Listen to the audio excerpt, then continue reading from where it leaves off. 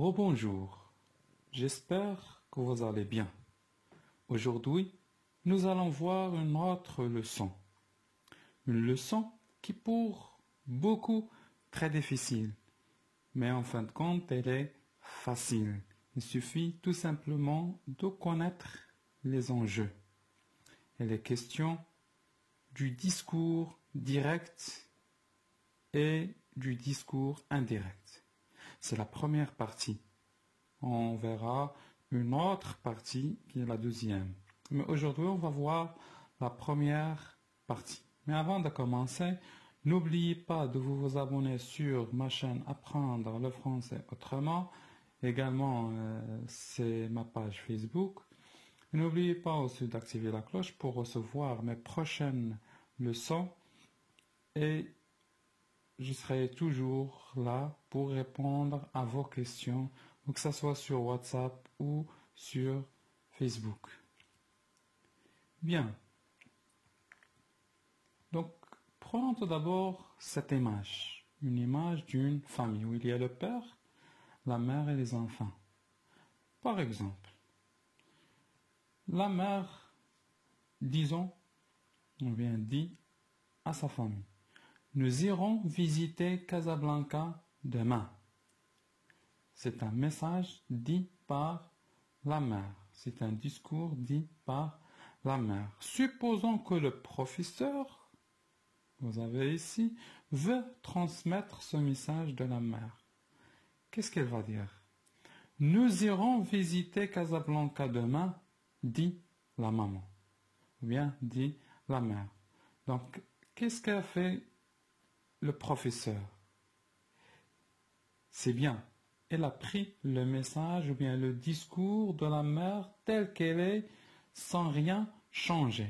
Et pour marquer que ce message, ce n'est pas son propre message, mais c'est le message de la maman ou bien de la mère, elle a mis deux guillemets, comme vous avez ici, en rouge, et deux points, pour dire que ce n'est pas son message, mais c'est le message de la mère. Et donc là, nous irons visiter Casablanca demain, et du discours direct. C'est le discours direct. Donc ce sont les paroles telles qu'elles ont été prononcées par le sujet, la mère. Le professeur n'a rien changé dans ce discours.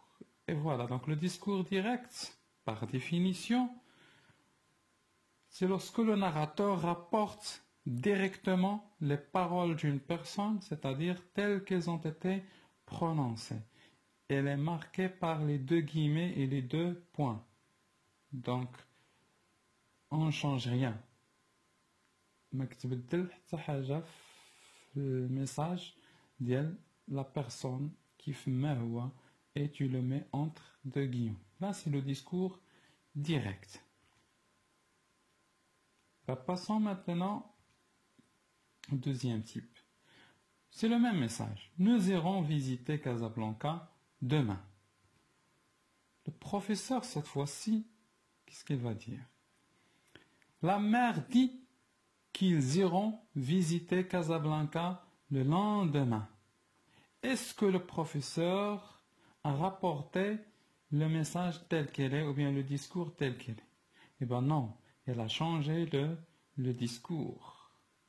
Ils iront visiter Casablanca le lendemain et du discours indirect. Ce ne sont pas les paroles telles que les a prononcées le sujet qui est la mère. Elles sont transformées. Donc le professeur a changé le discours de la mère. Ce n'est pas le même discours. Et donc là, on parle du discours indirect. C'est le discours indirect. Lui, il n'y a pas donc de guillemets ou bien de points. Donc le discours indirect, par définition, on parle de discours indirect lorsque le narrateur rapporte indirectement les paroles d'une personne, c'est-à-dire en les transformant pour les intégrer dans la narration. D'une manière très simple, et change le discours donc du locuteur pour l'intégrer dans la narration. Donc, يغير le discours de la personne. Mais le discours qui m'a Donc, si la phrase au discours direct est déclarative ou exclamative, on remplace les deux points par que. Mais si cette phrase est impérative, on remplace les deux points par la préposition de plus, bien évidemment, l'infinitif. Et donc, si cette phrase est interrogative, certains mots interrogatifs changent. Est-ce que, bien l'inversion de sujet devient si. Que, ou bien qu'est-ce que devient ce que. Où, quand, qui, comment, combien. Donc, pas de changement. Donc là, du passage du discours direct au discours indirect, des fois, il y a certains changements. Parce qu'un vrai deuxième le discours direct, discours indirect, qui connaît des changements à respecter. Et ce sont les changements. Et on va les voir après. Donc, que ce soit partie 2 ou bien dans ce qui viendra après. Voilà. Donc, le condamné, prenons ces deux exemples. Le condamné déclare « Je suis innocent ». Le juge dira « Il est coupable ». Alors, dans ces deux exemples, si vous remarquez bien, nous avons deux guillemets et deux points. C'est-à-dire que nous avons rapporté le discours tel qu'il est sans rien changer.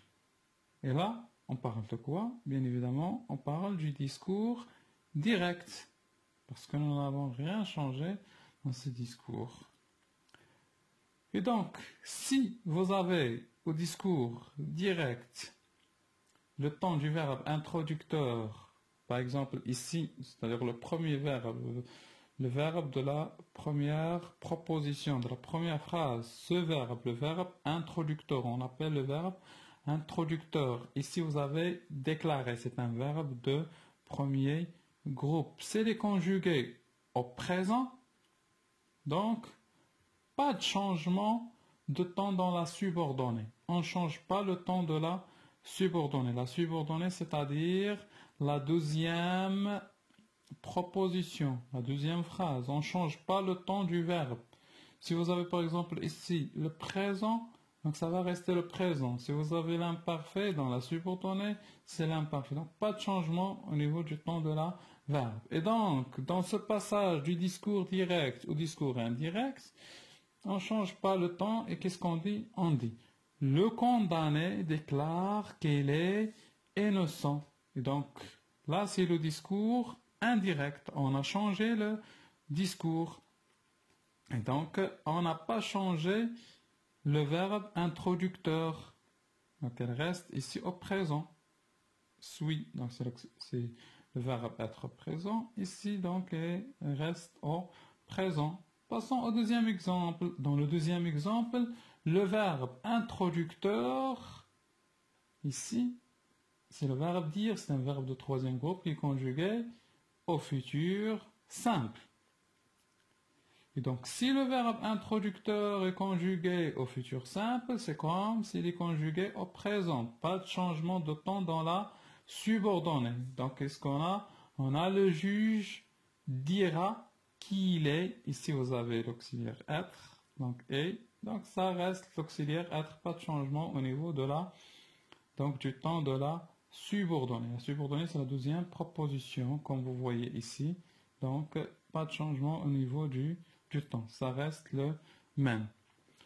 Donc, pas de changement au niveau du temps. Au niveau de la conjugaison, pas de changement si vous avez le présent au niveau du temps du verbe introducteur ou bien le futur simple. Si vous avez le présent ou bien le futur simple, pas de changement au niveau de la conjugaison. Ça reste donc le même temps. Mais il y a quelques changements. Donc, changement de, par exemple, certains possessifs, comme mon, ton devient son, mes, tes devient ses, notre, votre devient leur, nos, vos devient leur, le mien, et ainsi de suite. Donc, quelques changements au niveau de certains possessifs. Certains pronoms personnels, complément d'objet direct, changent aussi, comme me, te devient le. Bien là, nous, vous devient les. Certains pronoms personnels complément d'objet indirect aussi changent, comme me, moi devient te, toi. Lui. Donc me, moi, te, toi devient lui ou bien elle. Nous, vous devient donc leur, eux ou bien elle. Très bien. Nous avons aussi certains indicateurs temporels qui changent, comme par exemple maintenant devient alors à ce moment-là. Aujourd'hui devient ce jour-là ou bien le jour même. Hier, avant-hier devient la veille ou bien l'avant-veille. En ce moment devient à ce moment-là, ce soir par exemple, ce matin, ce soir-là, et ainsi de suite. Donc ce sont certains changements au niveau donc, des indicateurs temporels qui changent du passage de discours direct au discours indirect. Ici, donc, devient là-bas, c'est un indicateur de lieu. Cet endroit-ci devient cet endroit-là. Donc, notez bien, pas de changement au niveau de la conjugaison si vous avez le verbe introducteur au présent ou bien au futur simple, mais il y a certains donc, changements à ne pas manquer, que ce soit au niveau des pronoms possessifs, les indicateurs temporels, ou bien donc, les indicateurs de lieu, etc. Donc dans la partie 2, on va voir si nous avons donc le verbe introducteur au passé. Si vous avez le verbe introducteur au passé, là il y a des changements de conjugaison. Et c'est ce qui pose problème un petit peu. Mais maintenant, on va essayer tout simplement de voir lorsqu'on a le verbe introducteur au passé ou bien au futur simple. Donc vous allez essayer de faire ces exercices. Et donc vous m'envoyez la réponse sur WhatsApp ou bien Facebook. Je vais vous donner donc, la correction et attendez la prochaine vidéo pour donc voir la deuxième partie.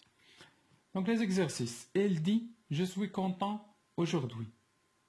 Donc vous allez passer, donc j'ai pas fait attention à la question, vous allez passer du discours direct au discours indirect. Vous allez transformer ces phrases du discours direct au discours indirect. Par exemple, il dit, je suis content aujourd'hui.